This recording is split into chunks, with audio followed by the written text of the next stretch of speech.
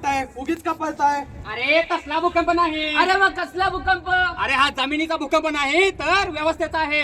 जिथे नोटांचा आवाज मोठा आणि माणसाचा आवाज लहान येतोय. जिथे माणसातली माणुसकी विचारली जाते, जिथे माणसातला माणूस दूर होतो, हा तो भूकंप. जिथे आपली मराठी सृष्टी आज विसरत चालले, हा तो भूकंप. जिथे विकासाच्या नावाखाली आश्वासनाचं गाजर दिलं जातं, हा तो भूकंप. जिथे 7 महिन्याच्या मुलीपासून 70 वर्षाच्या महिला सुरक्षित नाहीयेत, हा तो भूकंप. आणि म्हणूनच अशा या गोष्टीवर प्रकाश टाकत इलेक्ट्रिकल डिपार्टमेंट सादर करीत आहोत भूकंप आलाय. रस्ते खराब होतात, पूल पडतात. रस्ते खराब होतात, पूल पडतात. पण दोष कोणाचा? निसर्गाचा नाही तर भ्रष्टाचाराचा.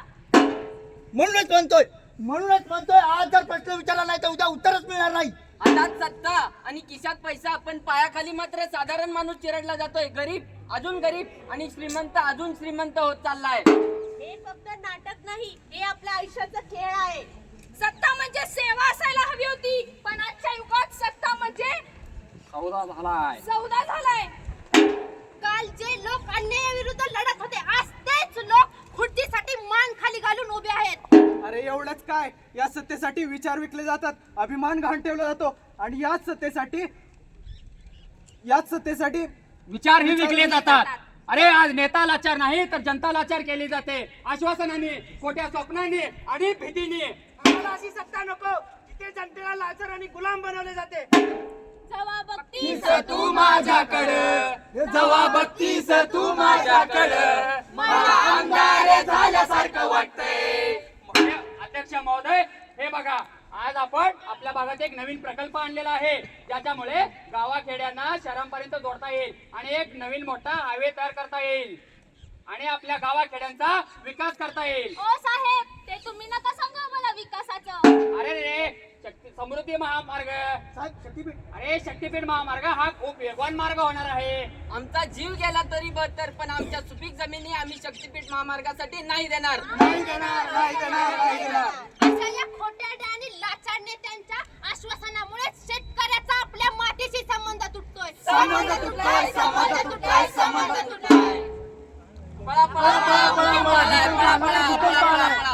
ए सरक बाजूला सरक. अरे काय केलंय ह्याने? अरे अनेक बलात्कार केलेल्याचा गुन्हा केलाय. अरे कशाला कायदा हातात घेतलास? अरे sir sir sir 5 minute sir 5 minute sir 5 minute. अरे तुला अरे कोणता कायदा? अरे जर तुझ्या घरातल्या मुलीसोबत बलात्कार झाला असता तर तू पण असंच म्हणला असता का? हा, तू शांत बसला असता का? अरे जर मुली छोटे कपडे घालून फिरत असतील तर काय होणार? छोटे कपडे वारे, छोटे कपडे छोटे विचार वारे दुनिया. आजपर्यंत ज्या मुलीसोबत असं घडत आलेलं आहे ना, त्यातल्या 99% मुली छोटे कपडे घातलेले होते. तर त्यांच्यासोबत असं का झालं? अरे पण जर मुली रात्री 10 नंतर घराबाहेर अरे! फिरत असतील तर काय होणार? अरे तुझा मुलगा कधी रात्री 10च्या अगोदर घरी परतलाय का? हा? तुझा मुलगा रात्री 10च्या बाहेर फिरत असेल, घराच्या बाहेर फिरत असेल तर माझ्या माता भगिनी महिला कसा सुरक्षित राहतील? अरे पण मी तर म्हणत होतो. अरे तुम्ही मुलांना सुधारण्याच्या ऐवजी मुलींना द्वेष देत बसू नका. We want justice. हे फक्त मेणबत्ती जाळल्यामुळे आपल्याला काही होणार नाही. आपले विचार बदला रे. मुलगी तर सगळ्यांची प्रिय असते. रावणाने सीते बहिणीच्या अपमानाचा बदला घेण्यासाठी सीतेचं अपहरण केलं. रामाने सीतेला स्पर्शही न करणाऱ्या रावणाचा वध केला. प्रत्येक युगात सीतेचं अपहरण करणाऱ्या रावणाचं दहन करून आपण विजयादशमी साजरी करतो. ते झालं रामायण. द्रौपदीचं वस्त्रहरण करणाऱ्या कौरवांच्या या गौर अपराधासाठी जे घडलं ते झालं महाभारत. त्रेता युगातील रावणाला शिक्षा देण्यात आली. द्वापार युगातील कौरवांना शिक्षा देण्यात आली. पण आजच्या या कलियुगातील रावणाचं व कौरवांचं काय? त्यांच्यासाठी कोणती शिक्षा नाहीये का? अरे आज जनता मात्र भरघोस वाढली हो, पण या माणसामध्ये माणुसकी मात्र दिवसेंदिवस कमी होत चाललाय. धूम चाले धूम. आई ग माझा पाय वाचवा वाचवा. आज रस्त्याच्या बाजूला एक आवाज राहिला. कोणी मदत करेल का? पण तो आवाज आवाजच राहिला. रस्त्यावर अपघात होतो, आजूबाजूला गर्दीही जमते, परंतु मदतीला हात येणारा कमीच पडतो. म्हणून थांबा, मदत करा. माणसातली माणुसकी संपली तर माणूसही संपतो. आजकालचं जगणं म्हणजे स्क्रीनच्या आयुष्याची स्पर्धा झाले. लाईक्स, फॉलोअर, स्टोरीज अशा या आभासी दुनियेत माणूस स्वतःला विसरत चाललाय.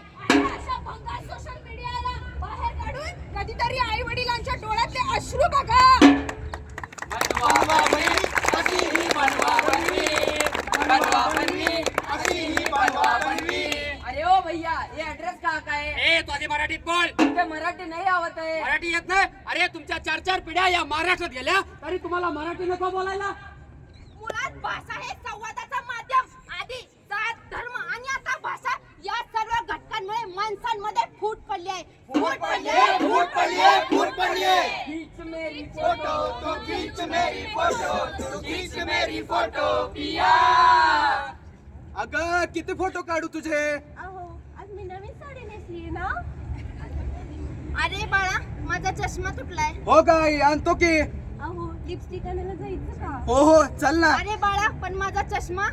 यांना एकाच घरात राहून एकमेकांना वेळही नाहीये. आजकालची लोक आपल्या वडीलधाऱ्या माणसांचा आदर करणं विसरलेली आहेत.